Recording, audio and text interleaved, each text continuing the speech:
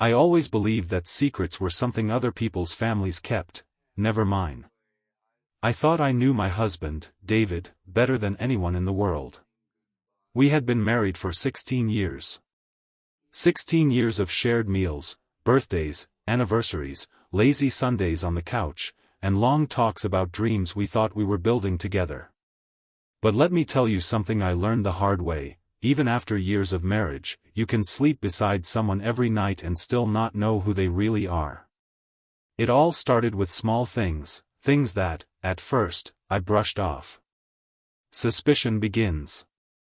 David had always been hardworking. He ran his own contracting business, which meant odd hours, phone calls at dinner, and weekends lost to urgent jobs. I used to admire that about him, his dedication. But about 2 years ago, something in his behavior shifted. He started coming home later and later. At first, he blamed traffic, then, clients who wanted last-minute changes. I believed him. Or maybe I wanted to believe him. Because when you're married, doubt feels like betrayal in itself. Then there were the phone calls. He'd step out onto the porch or into the garage to answer, lowering his voice. Once, when I asked who it was, he snapped at me, something David never used to do. "Work," he muttered. "You wouldn't understand." That answer stung. But what really got to me was the money. I handled most of our household finances. Suddenly, withdrawals I didn't recognize started appearing. Not huge amounts, just enough to make me wonder. Gas station purchases miles away from his job sites. Restaurant bills for two when he'd told me he was grabbing a quick burger alone. Hotel charges that made my stomach twist. When I confronted him about one of the charges, he shrugged it off. "Client meeting," he said without blinking. "Sometimes you gotta wine and dine them, Anna. You know how it is." And the worst part?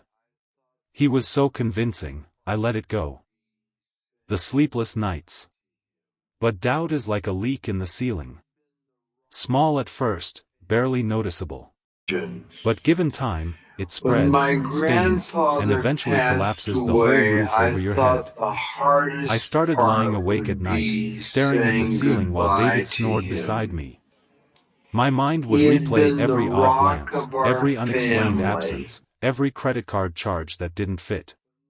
Sometimes I'd pick up his phone when he left it on the counter. But the man had turned into Fort Knox. His messages were always deleted. Calls mysteriously wiped.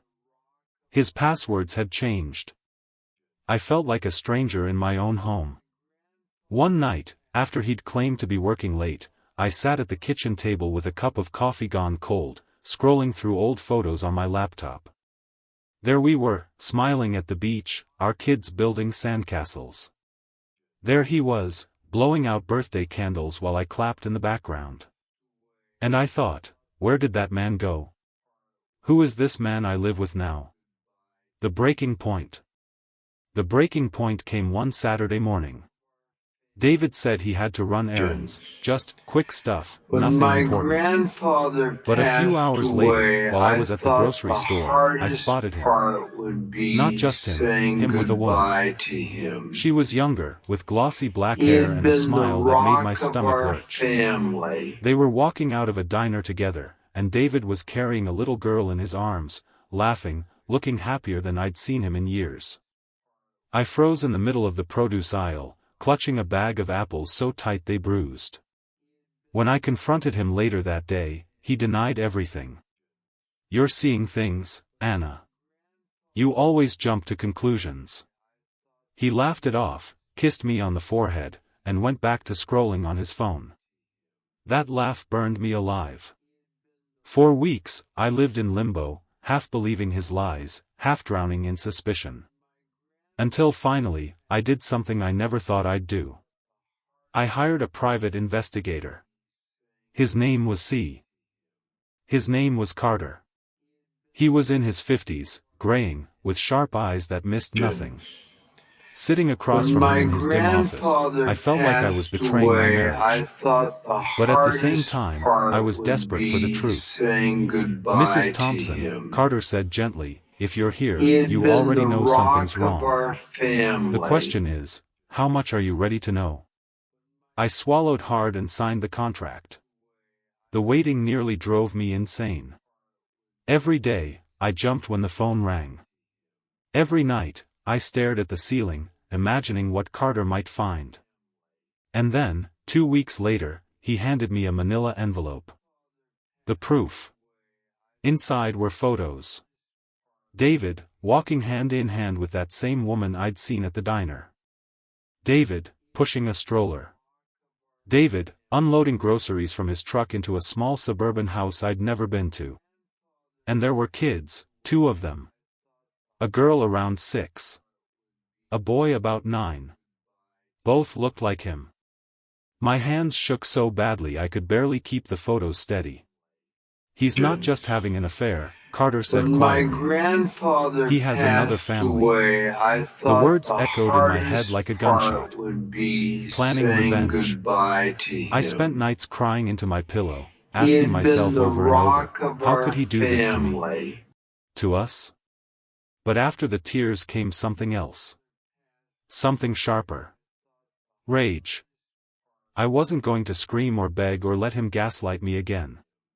No, if David wanted to play house with 2 families, I was going to rip his perfect little secret life right out into the open. So I started planning. It was almost our wedding anniversary. He had promised a special dinner at his mother's house, where his parents and siblings would be. And I thought, perfect. If David wanted to keep secrets, I'd give him a stage big enough for the whole family to see the truth. The dinner. The night of the dinner, I dressed carefully. Not too fancy, not too plain. Just enough to look calm, composed. David chattered beside me on the drive, as if nothing When were my wrong. grandfather His mother's house passed smelled of away, roast I beef and garlic thought the bread. hardest The table part was would set be beautifully, candles saying flickering. goodbye to His him. family greeted me warmly, as they He had always been the had. rock of our Halfway through the meal, when family. laughter filled the room and wine glasses clinked, I stood up. I'd like to make a toast, I said, my voice steady though my heart was hammering. David beamed at me, unsuspecting. I raised my glass. To family. The one we see, and the one we don't. Confused murmurs rippled around the table.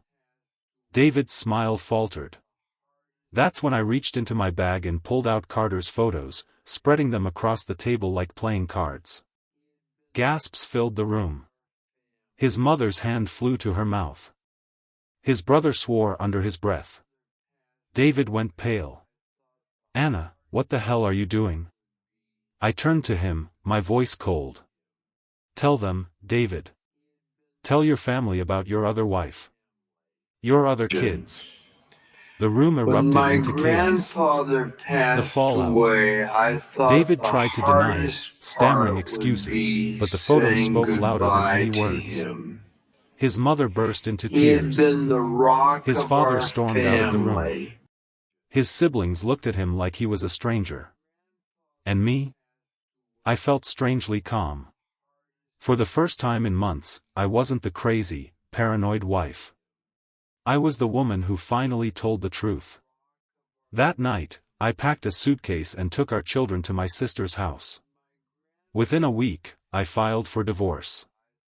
The legal battle was brutal, discovering hidden bank accounts, financial betrayal, the sheer scale of his lies. But I held my ground. And in the end, I got the house. I got custody. And I got the peace of knowing I would never again share my bed with a man who lived a double life. Reflection. Sometimes, late at night, I still wonder how long he thought he could keep it up. Did he really believe he could juggle 2 families forever? When my Did he think I was too grandfather blind, passed or too weak, away, I to ever thought find the out? hardest But then I part remember the would look on his be face that night saying at dinner. goodbye to The him. shock. The shame. He had been the The rock silence of of his whole our family staring at him family. as his perfect world crumbled. That memory is enough. Because the truth always finds a way out. And I made sure his came out in the brightest spotlight possible. And me? I may have lost a husband. But I gained back myself.